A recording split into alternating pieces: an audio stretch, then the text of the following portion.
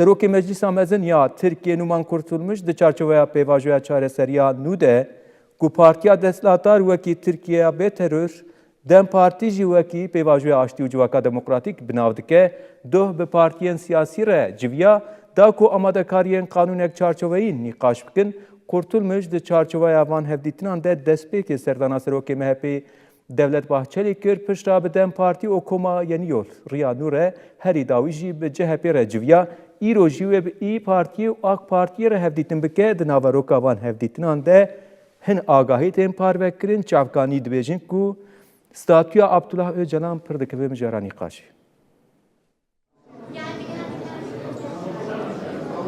Serokê Giştiyê Meclisê Numan Kurtulmuş têkildarî qanûna çarçoveyî li Koma MHP bi Serokê Giştiyê MHP Devlet Bahçelî re hevdîtin pêkanî. Piştî hevdîtina bi Devlet Bahçelî re, Kurtulmuş têkildarî qanûna çarçoveyî serdana Koma Dem Partiyê kir û bi hevserokên Giştiyê Dem Partiyê Tulay Hatim Oxlarî û Tuncer Bakirhan re hevdîtin kir. Serokwekîlên Koma Dem Partiyê Gulistan Kiliçko Cîhîd û Sezî Temelî jî di hevdîtinê de cih girtin. Hevdîtin nêzî 45 deqeyan dirêj kir.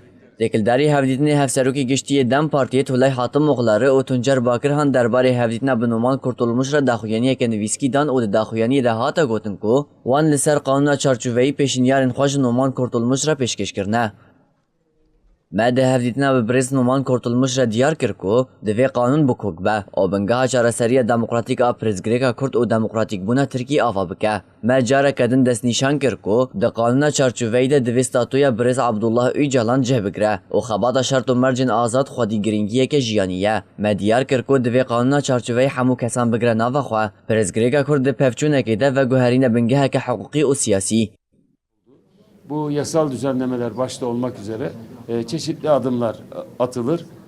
Serokê Meclisê Numan Kurtulmuş piştî hevdîtina bi hevserokên Giştiyê Dem Partiyê re serdana Koma Yenî Yolê kir û li wir bi Serokwekîlê Koma Yenî Yolê Mihemed Emîn Ekmen re hevdîtin kir. Çavkaniyên ji partiya nû diyar kirin ku di civînê de wan ew nêrîn bi dest xistine ku hikûmetê bi awayekî zelal îradeya xwe ya siyasî ji bo pejirandina qanûna çarçove nîşan daye. Li gorî agahiyan, Kurtulmuş bi pêşinyara pêşnûma qanûnê serî li partiyên siyasî nedaye. Çavkaniyên ji Koma rêya nû diyar kirine ku wan di civînê de ew nêrîn bi dest xistiye ku pirêzgirêkên sereke bi piranî hatine çareserkirin.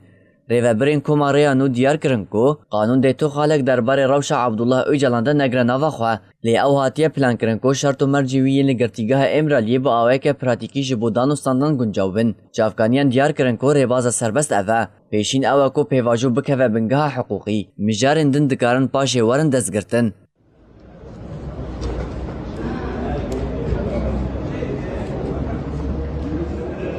Numan Kurtulmuş piştî hevdîtina xwe ya bi Koma Yenî Yolê re bi Serokê Giştiyê CHP Kemal Kılıçdaroğlu ku bi biryara batalkirina teqez weke Serokê Giştiyê CHP hate erekdarkirin, derbarê qanûna çarçoveyî de hevdîtin pêkanî. Herî dawî hata ragihandin ku wê Numan Kurtulmuş îro jî serdana İYİ Partî û AK Partiyê bike.